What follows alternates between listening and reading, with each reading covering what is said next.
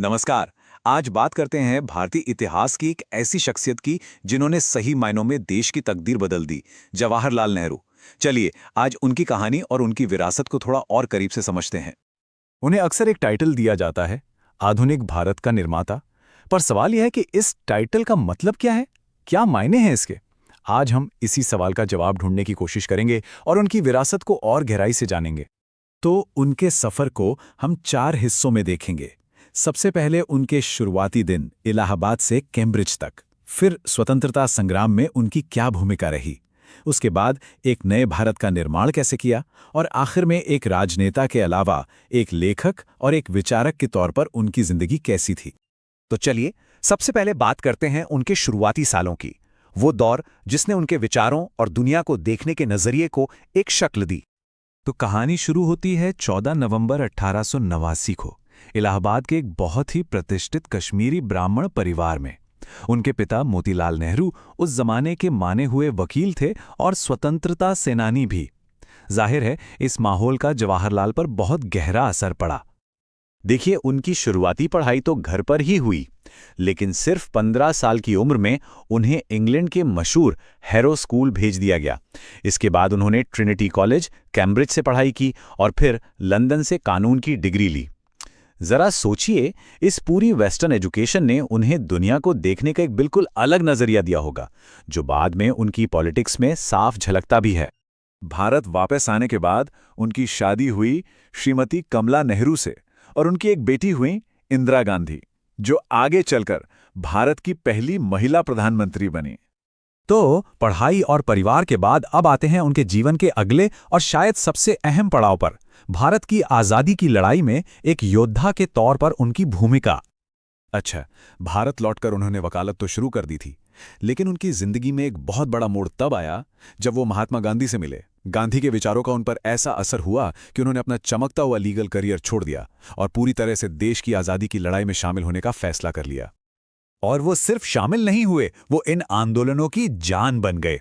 आप कोई भी बड़ा आंदोलन देख लीजिए, नॉन कोऑपरेशन मूवमेंट हो, सॉल्ट सत्याग्रह हो या फिर क्विट इंडिया मूवमेंट, नेहरू हमेशा अगली कतार में खड़े थे।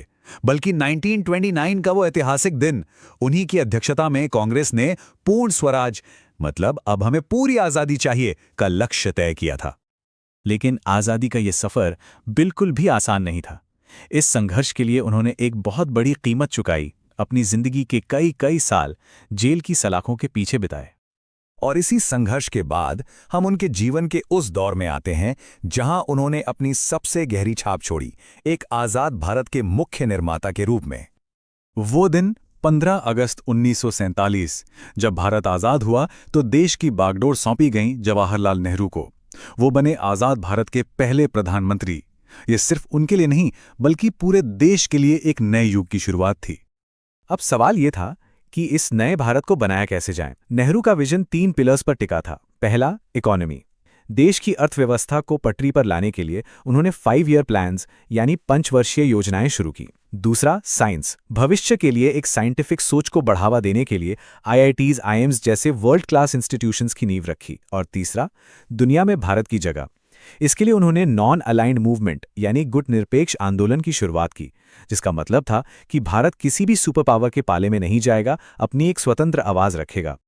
तो इकोनॉमी, साइंस और फॉरेन पॉलिसी, इन तीनों ही क्षेत्रों में उनके काम ने उन्हें वो टाइटल दिलाया जिसके बारे में हम बात कर रहे थे, आधुनिक भारत का वास्तुकार।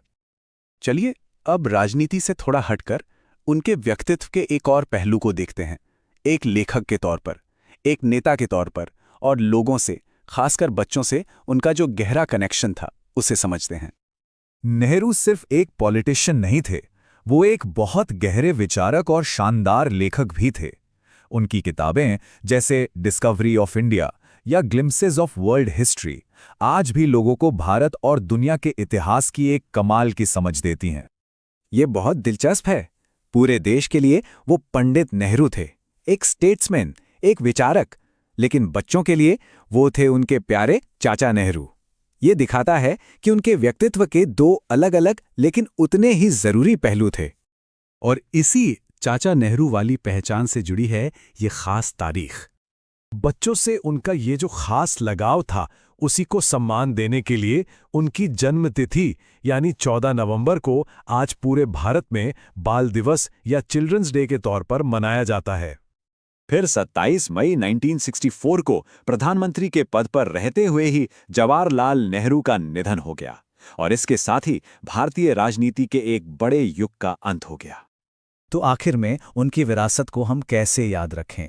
वो भारत के पहले प्रधानमंत्री थे जिन्होंने लगातार 17 साल देश को एक दिशा दी।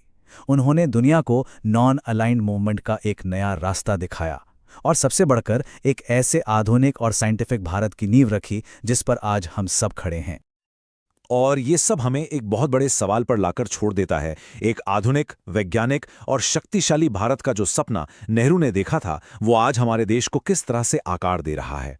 शायद इसी सवाल के जवाब में उनकी असली विरासत